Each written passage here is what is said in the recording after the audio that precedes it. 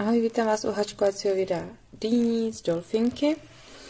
Je to jednoduchý návod, do hodinky ho máte hotovej. A proč z Dolfinky? Protože mám spoustu doma takových zbytků a rozhodla jsem se je nějak využít. Můžete tvořit různé velikosti. Dnešní návod bude na takovou tu velikost, akorát do dlaně. Ale když uberete počet oček a řádků, tak můžete mít i menší, anebo když naopak přidáte, tak můžete mít i větší. No, je to na vás, podle toho, kolik máte ty dolfinky. Já tvořím teda ze 2 barviček, klidně můžete jenom z jedné, ale líbí se mně ten kontrast a uděláme si k tomu i lísteček. Budeme potřebovat dál nůžky. Já jsem použila háček číslo 4, jehlu a samozřejmě nějakou výplň. Můžete zase duté vlákno nebo klidně, jestli máte nějaké látky, kterých se chcete zbavit, cokoliv, co chcete použít jako výplň. Duté vlákno je měkké, takže je měkká ta dýně, ale klidně můžete použít nějaký tvrdší materiál. Hlavně, aby se to dalo teda potom tvarovat trošku, aby to nebylo zase moc tvrdé. No, na začátku si uděláme uzel, klasický uzlík, jenom ho úplně neutahovat až do konce. A následuje 18 řetízkových oček plus 1 náhradní, takže 19 celkem.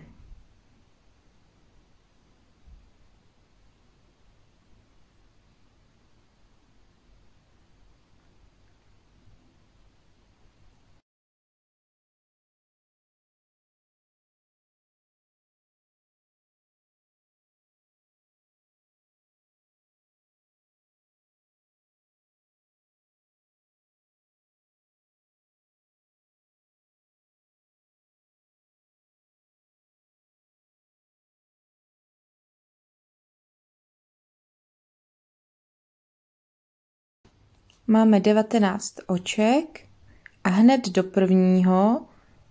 prvního jakoby toho očka, co je nahoře, hned za to první oko nabereme a uděláme krátký sloupek.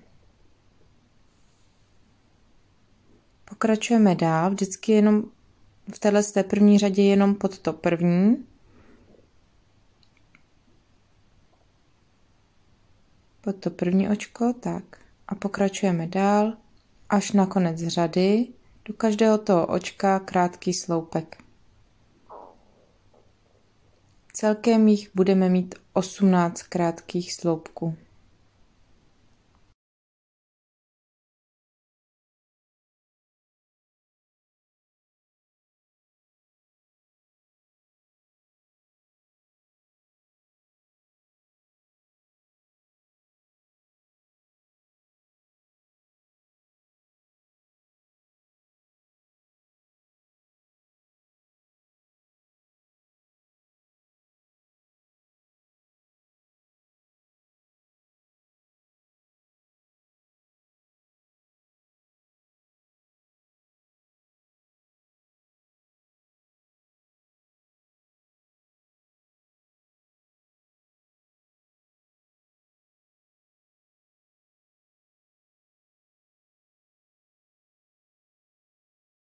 Na konci každé řady uděláme očko navíc. Jakoby to 19. očko, tak na konci každé řady ještě jedno očko navíc a otočíme svou práci.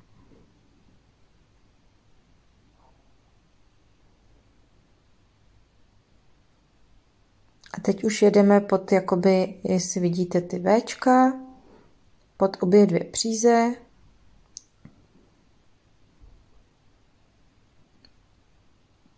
Nabereme si obě 2, celé to Včko a hned do prvního Včka uděláme první krátký sloupek.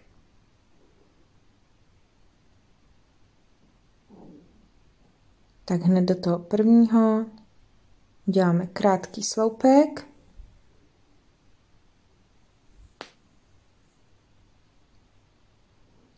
A jedeme zase až na konec řady do každého toho Včka, do každého toho očka. Krátký sloupek, celkem tedy zase 18 krátkých sloupků.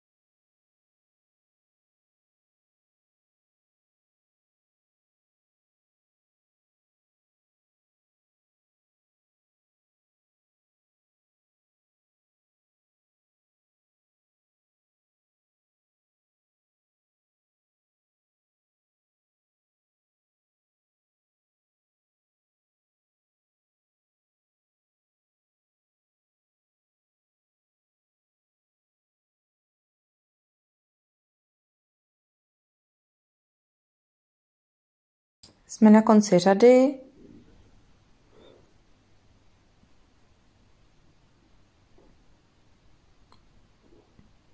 A uděláme zase očko navíc a otočíme. Na konci každé řady bude očko navíc, předtím, než se to otočí.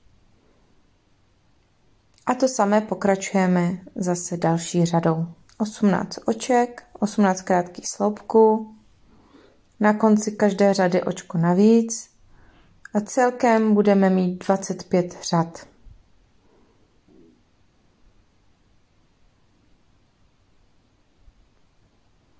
Ještě jednou to s vámi projedu, ještě tuhle řadu, krátké sloupky.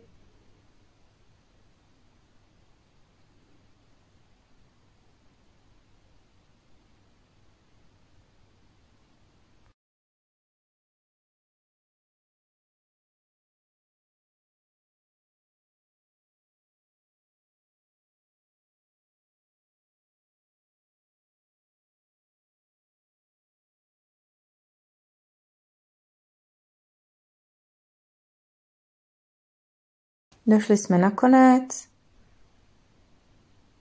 Uděláme očko navíc a zase práci otočíme. Jo, a takhle celkem 25 řad a sejdeme se na konci.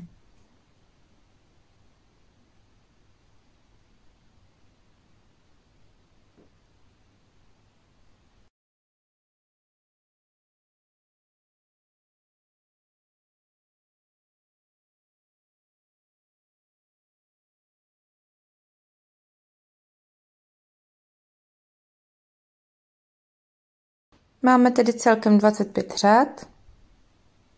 Je to takový obdélník.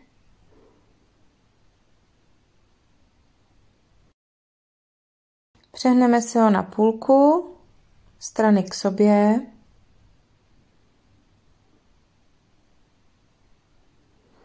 A zháčkujeme ty strany dohromady. Což znamená, že budeme tentokrát nabírat obě dvě ty strany. Jednu stranu nabereme, druhou stranu nabereme.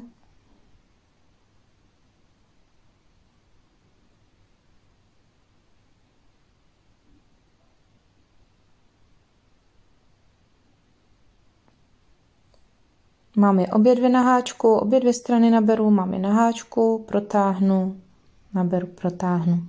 Jo, krátké sloupky, kdy nabíráme obě dvě strany k sobě.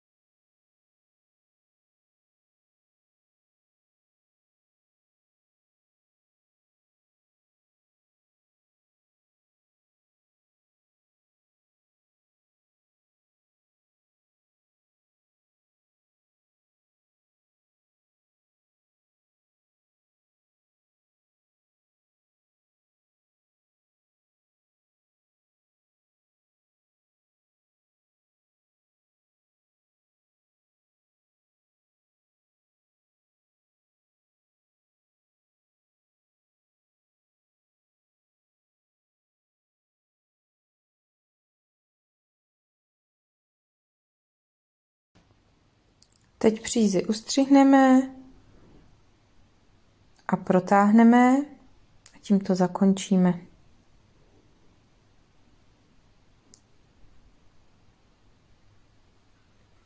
Otočíme na druhou stranu.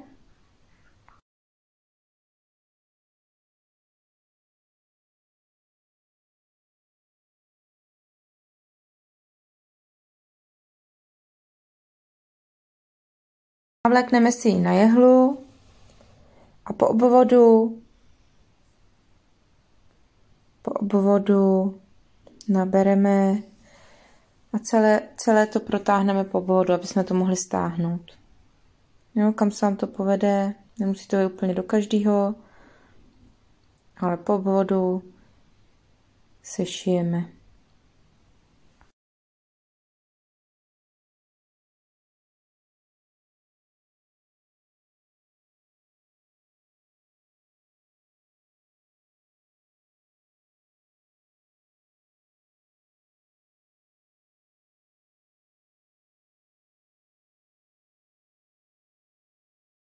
Pozor při tom stahování potom. Tahle příze má tendenci se trhat, takže velice opatrně, abyste ji neutrhli. Když tam bude kousek koukat, tak to nevadí. Ještě to zamaskujeme, takže nemusíte to stahovat úplně až, aby se vám to neprotrhlo.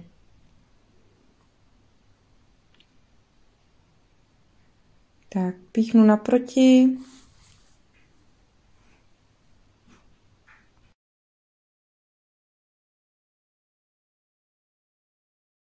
Píchnu naproti.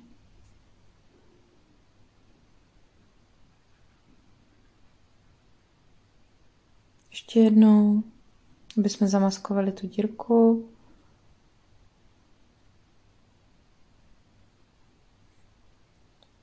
Teď zase do strany. A naproti.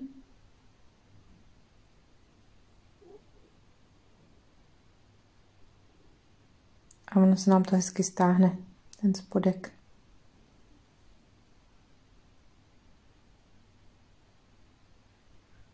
Tak, zakončíme si, uděláme uzlík, zakončíme a tu přízi zamaskujeme.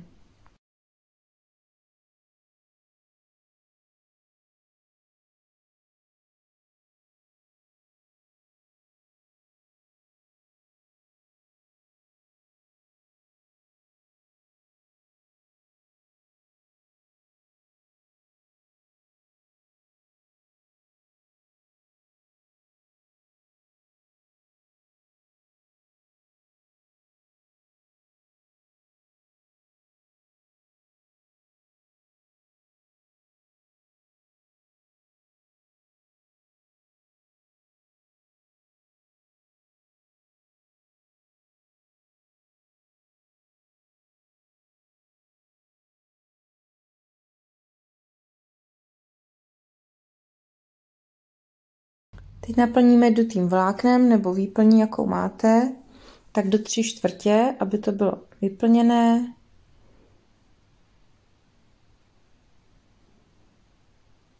Já mám teda duté vlákno, které je měkoučké. Pokud máte něco tvrdšího, tak to nenaplníte úplně po okraji, aby se to dalo ještě formovat. A asi tak do 3/4.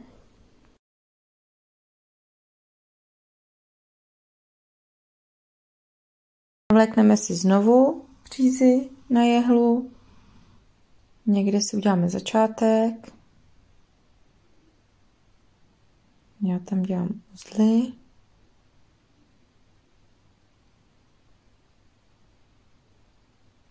A to samé, co jsme dělali dole, tak taky po obvodu zase prošijeme po obvodu, aby jsme to mohli stáhnout znova i nahoře. Takže to samé děláme ještě jednou.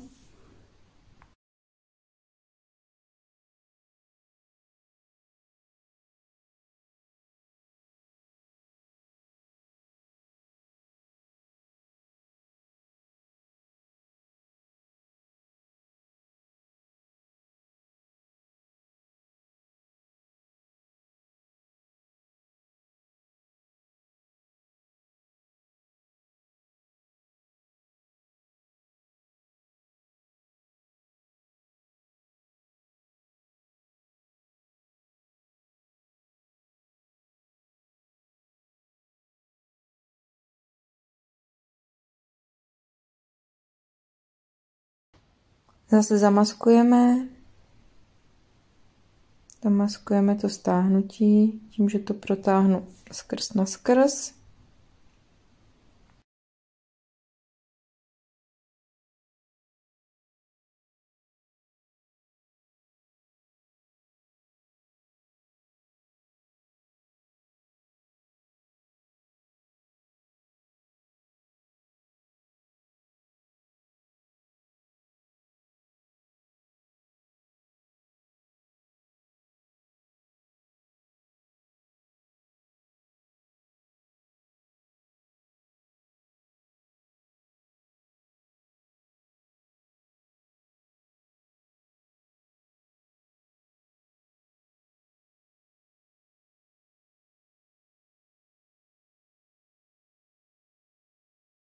Nyní protáhnu jehlu skrz tu dýni na druhou stranu.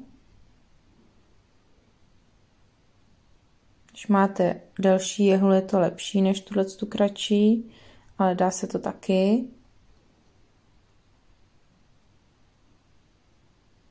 A malinko ji zmáčkneme. A zpátky zase nahoru.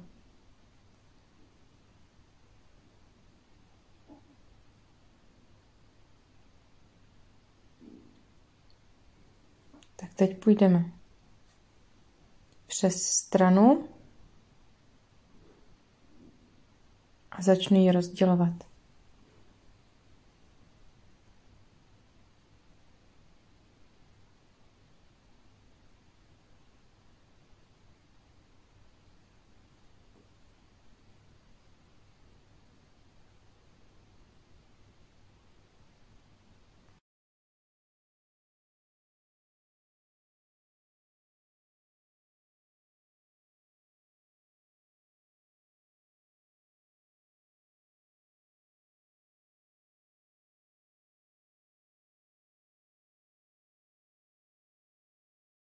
Vyberu si protější stranu a zase přes střed dýni rozdělíme.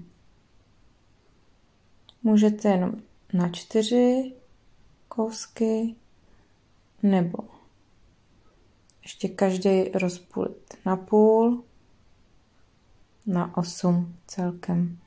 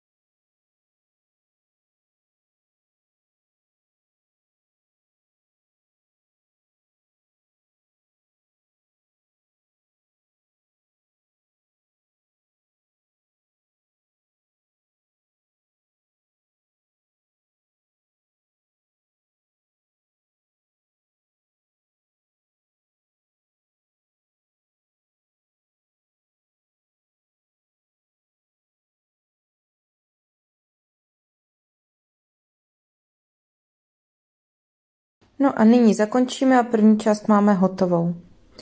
A sejdeme se u druhého videa, kde uděláme lísteček a vlastně tu šťopku nahoře.